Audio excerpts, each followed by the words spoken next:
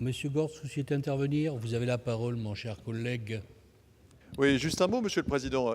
J'interrogeais tout à l'heure le gouvernement sur la situation dans laquelle nous nous trouvons et je suis forcé de le refaire parce que je trouve que nous sommes dans un débat tout à fait surréaliste. Nous avons un mouvement social qui s'est développé, j'ai dit je ne le jugeais pas, des tensions qui existent dans la rue, dans certaines entreprises publiques, un climat un peu délétère et jugé comme tel par beaucoup de nos concitoyens. Je ne dis pas que le gouvernement en est responsable.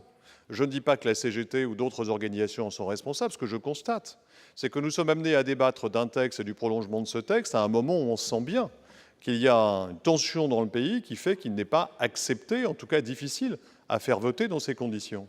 Ce que je souhaiterais, c'est que le gouvernement, peut-être à la différence d'un mouvement syndical qui reste figé, considère qu'il n'a pas intérêt à laisser pourrir la situation et rouvre le dialogue dans des conditions qui permettent une véritable évolution.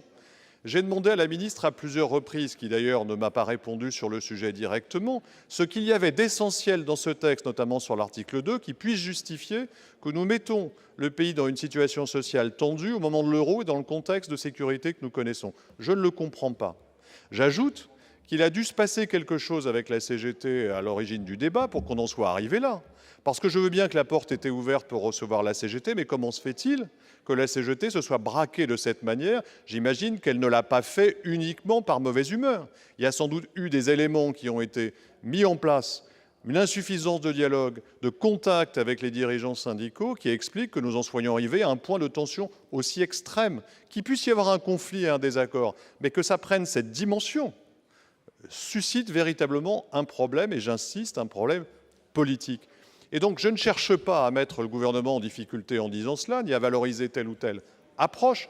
Je dis simplement, mais je crois que c'est le bon sens. Et tous nos concitoyens qui regardent la télévision chaque soir constatent que le désordre qui règne dans nos rues du fait d'un certain nombre d'événements n'est pas satisfaisant et ne permet pas d'avancer de manière satisfaisante. Il faut donc que quelqu'un fasse un geste. Et si la CGT ou EFO ne sont pas capables de le faire, c'est au gouvernement de le faire. Parce que c'est lui qui est comptable, au fond, de la tranquillité sociale et du bon déroulement de nos débats politiques. Et donc, je lui demande de sortir de la position puérile dans laquelle les uns et les autres sont enfermés pour arriver à une solution de bon sens, c'est-à-dire de décaler ce débat et de faire en sorte qu'il puisse se dérouler dans de meilleures conditions. À moins qu'il ait des arguments essentiels pour me dire le contraire. Merci, mon cher collègue.